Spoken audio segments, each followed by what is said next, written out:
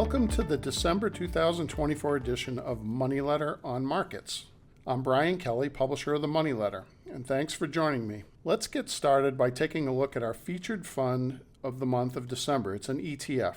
The fund is Invesco S&P Midcap Momentum ETF, and the ticker is XMMO. Midcaps have been on a heater lately, and this fund is near the top of our list. As of the end of November, it was ranked number 8 out of 343 domestic stock funds that we track weekly. We'll look at the actual performance numbers in a minute, but you should know that this fund is currently a buy for subscribers who follow our MoneyLetter Venturesome Model portfolio. Just to go back, the name of the fund again is Invesco S&P Midcap Momentum ETF, and the ticker is XMMO. That's X is in X-ray, M is in Mike, M, Mike, and O is in Oscar. Invesco S&P Midcap Momentum ETF is based on the S&P Midcap 400 Momentum Index. The fund will invest at least 90% of its total assets in the component securities that comprise that index.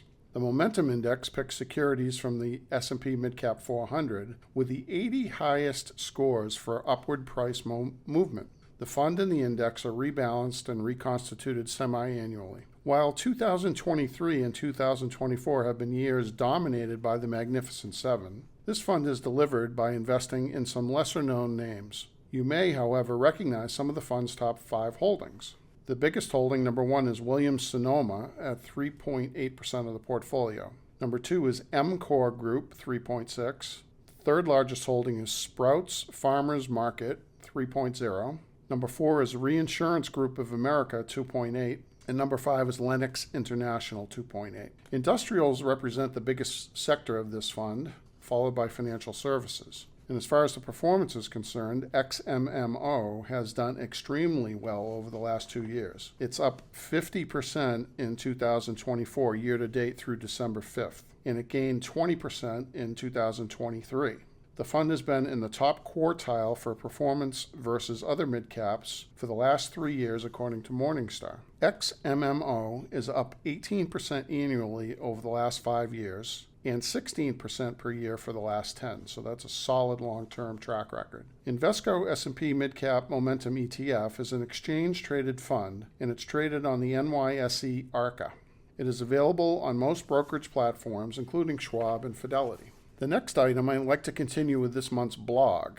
It's entitled, What are the 5 Pillars of Financial Wellness? This article originally appeared in MoneyLetter and can also be found on a blog page on our website, moneyletter.com. You should check that page out periodically for investing and financial planning tips. Understanding and implementing the 5 pillars of financial wellness is crucial in the journey toward financial independence and security. These pillars serve as the foundation for building a resilient financial future, capable of withstanding life's unexpected turns and thriving in times of prosperity. Financial wellness is not just about having money in the bank. It's about creating a comprehensive strategy that covers all aspects of your financial life for peace of mind and a secure future. Remember, dreams without a goal are only dreams. Pillar number 1 is having an emergency savings account, or an ESA. Establishing an ESA is the first pillar of financial wellness. This pillar is about creating a financial safety net to keep you from experiencing money-related hardship due to unforeseen situations.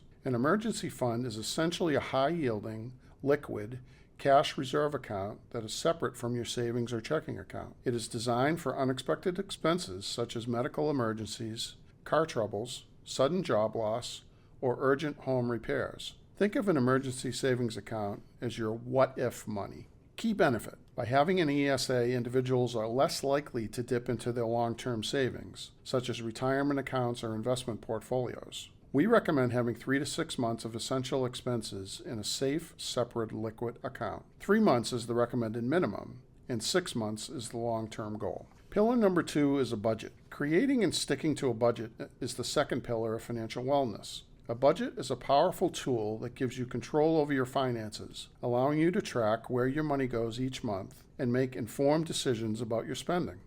It's about ensuring that your spending aligns with your values and your financial goals. Budgeting involves categorizing your expenses, setting spending limits for each category, and tracking your spending to stay within those limits.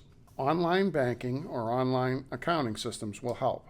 This process identifies unnecessary expenses, enabling you to reallocate funds toward more important goals, such as saving for retirement, purchasing a home, starting a business, or paying off debt. By living within your means and prioritizing your financial goals, you can build a solid foundation for financial wellness. If the budget is still tight, consider creating your side hustle. We recommend allocating 50% of your money toward your must-haves/should-haves, 15% toward your future, in essence your retirement, 5% toward your emergency savings account, ESA, until it is funded, and the remaining 30% towards your could-have/wants. The third pillar is debt.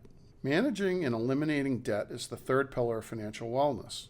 Some debt, like mortgage, debt on a rental property, or a reasonable student loan, may be considered productive debt because it is an investment in your future. Other high interest rate debt from credit cards or personal loans would be considered reductive debt, hindering your financial progress. The key to managing debt is to develop a repayment plan that prioritizes high interest debts while maintaining minimum payments on other debts. Strategies such as the debt snowball, paying off the smallest debts first to build momentum, or the debt avalanche, targeting the highest interest rates first, can be effective in reducing overall debt. The fourth pillar, insurance, is about safeguarding your financial future against risks that could derail your financial wellness. Insurance acts as a protective barrier, offering financial security in the face of life's uncertainties, such as illness, disability, property loss, or death. Different types of insurance cover various aspects of your life. Health insurance for medical expenses,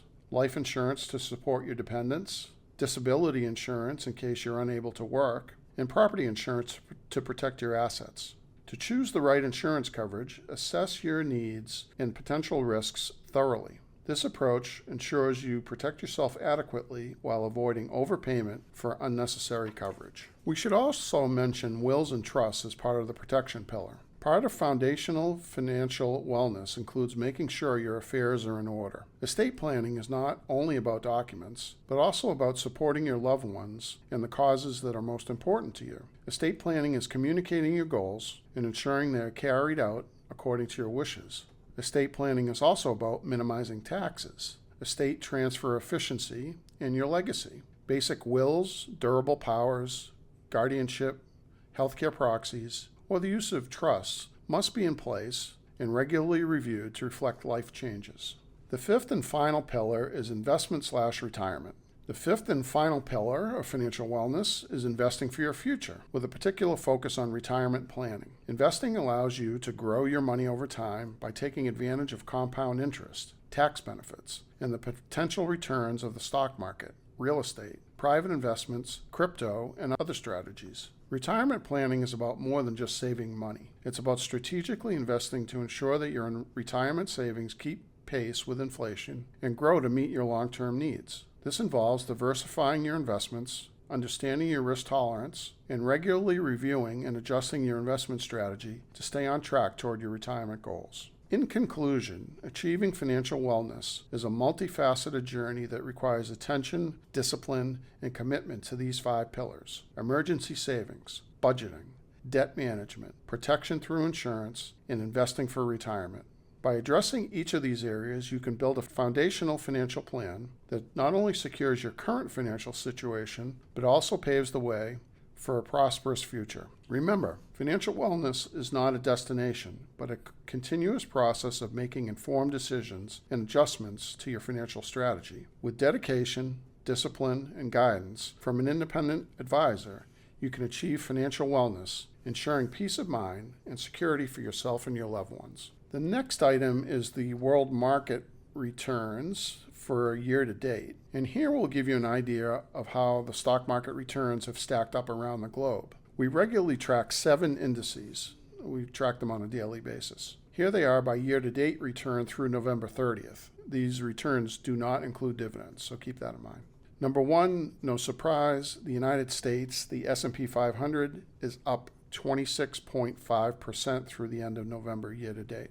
The second best performer of the 7 was Japan. That's the Nikkei 225, up 14.2%. So a little more than half what the U.S. did. Number 3 is China. the Shanghai Composite plus 11.8%. The fourth index is the India market, the S&P BSE Sensex, which is up 10.5%. And the final index in the black is Europe, the Euro Stoxx 50, that's up 6.3% year to date through November 30th. The final two are in the red. Brazil, the Ibovespa, is minus 6.3% for the year, and the Mexican market, the Bolsa IPC, is minus 13.2%. For more information on our world markets, see the December issue of MoneyLetter. Our next item regards the Fed, and with the Fed amid our interest rate cutting regime, now is a good time to review the returns on your cash and other low risk holdings. With the likelihood of several more Fed cuts later this year, I should amend that and say that we're looking at one in December and then several into 2025, you might consider locking in today's relatively high rates with a certificate of deposit or a CD. If you don't want to lock in your funds, there are high-yielding money market accounts that are paying several points more than a simple bank savings account. Call us, and representatives at our sister company, Asset Strategy Advisors, can point you to solutions that make sense for your cash balances. And finally, if you're not currently a subscriber and you're listening to the podcast, you can start a MoneyLetter subscription by visiting moneyletter.com, click subscribe, or by calling toll-free 800-890-9670. That's moneyletter.com, click subscribe, or call 800-890-9670. If you are a first-time subscriber, we have a half-price offer that will allow you to try MoneyLetter for a full year for only $64.50. You can call us for more details. That's it for the December edition of MoneyLetter on Markets. Remember, if you have any ideas for this feature, call us or contact us by email at service@moneyletter.com. All of us here at MoneyLetter wish you and your family a safe and happy holiday season. We appreciate you listening to our podcast and look forward to getting together again with you next month.